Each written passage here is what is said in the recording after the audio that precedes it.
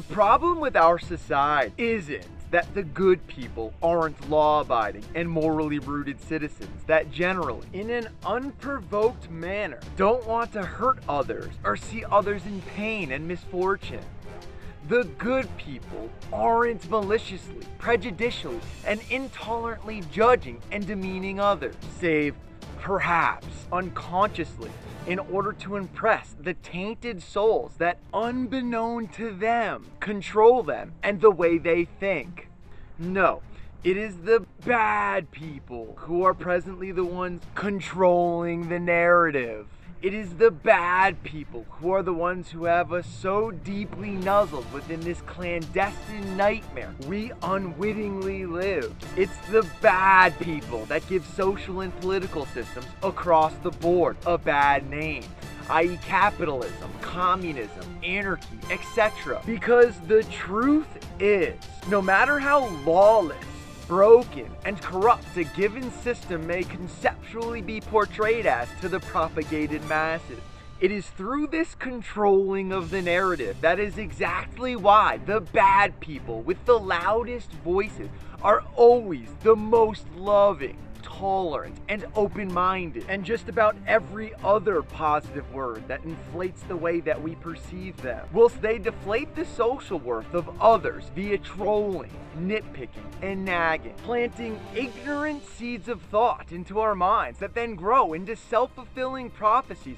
that we ourselves then manifest into reality, with or without our permission, with or without any validity to the given thought, unconsciously placing ourselves as superior to others, with or without recognition that such judgments are in fact ignorant, intolerant, and prejudicial, and are in fact the reason we are falling as a society. In a nutshell, the worst among us are perpetually and clandestinely strategically hardwiring the way we think, so as we view others in certain ways that degrades their social worth, whilst allowing the aggressor to lift themselves and ourselves, the observer, a step up above the socially degraded soul within the given social hierarchy.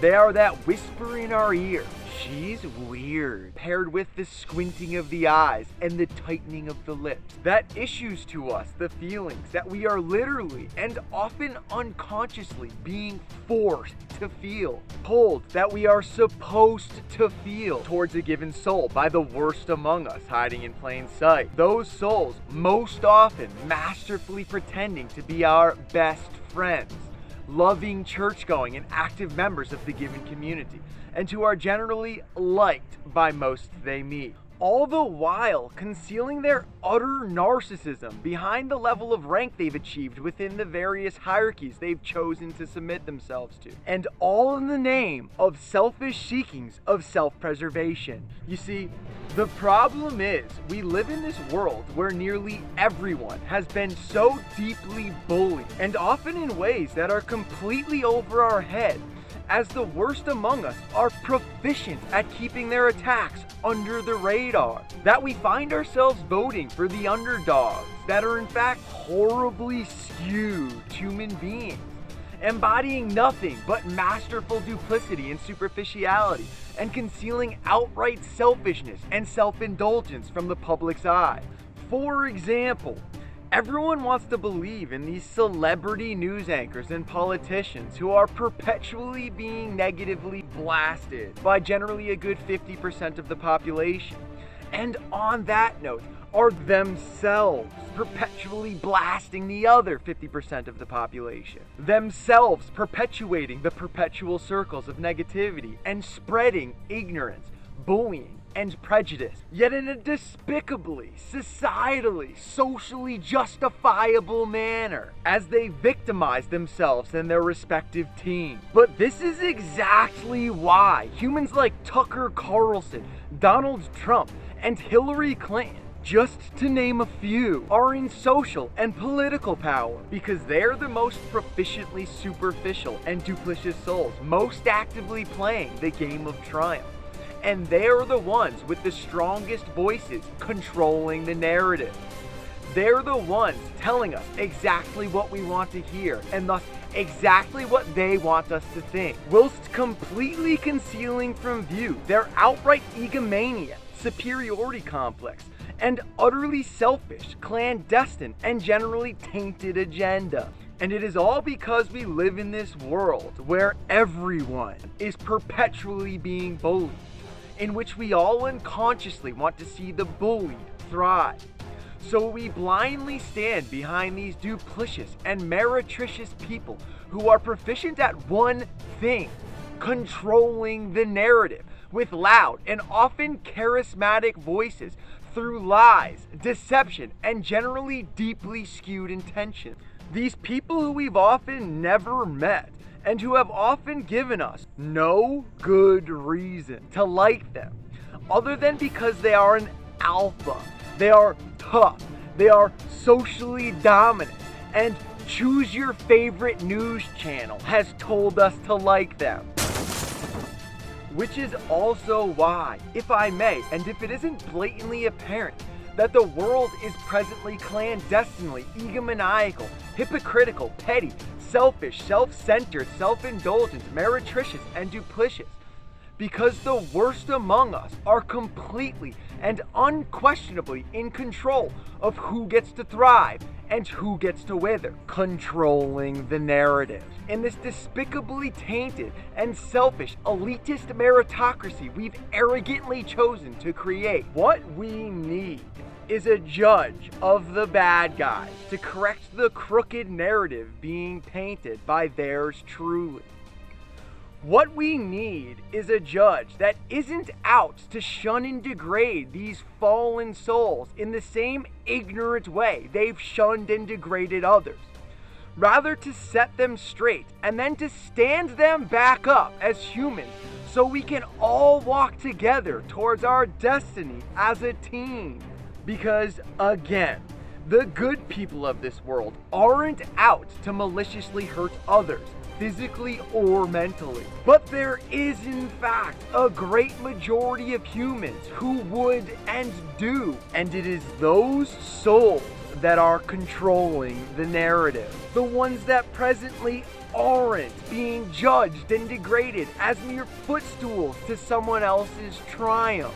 Quite sadly, the fallout of this is having good people who have been beaten and bullied, often unacknowledgedly so, living within their self-induced illusion of friendship, camaraderie, and happiness that are conforming to these tainted social norms out of selfish seekings of self-preservation and becoming the bullies simply to find a sense of acceptance in life. But these aren't the bad guys. The bad guys are the cool and popular people. The people that are presently controlling our status quo at the highest positions of social and political authority. No, the bad guys are in fact the unsuspected souls so skillfully hiding under the radar. Our lawyers, our newsmen, our cops, our judges, and our other elected positions of authority. The same ones most often found facetiously giggling at others' expense, duplicitously manifesting ignorant and prejudicial gossip and banter behind closed doors and in tightly knit social settings, and pettily trolling, nitpicking, and nagging others as a means of maintaining their social dominance, though artfully passing it off as jokes and playful banter.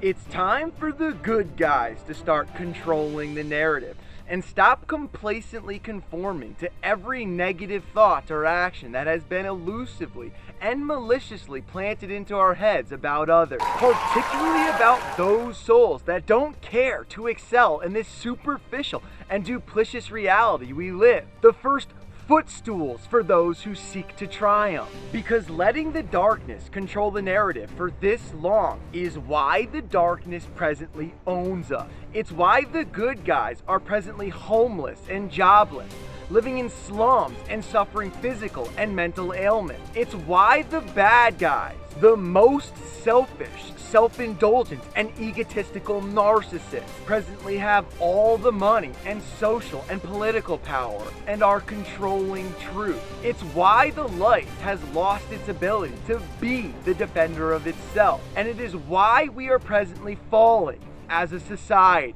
But the fact of the matter remains, until the light takes back control of the narrative, the sad truth is, the darkness will continue to create truth, coincided debilitating systems of hierarchy and caste, based entirely in ignorance and prejudicial judgment, that allows some to live like gods, whilst others, rodents, and we will continue to fall as a society.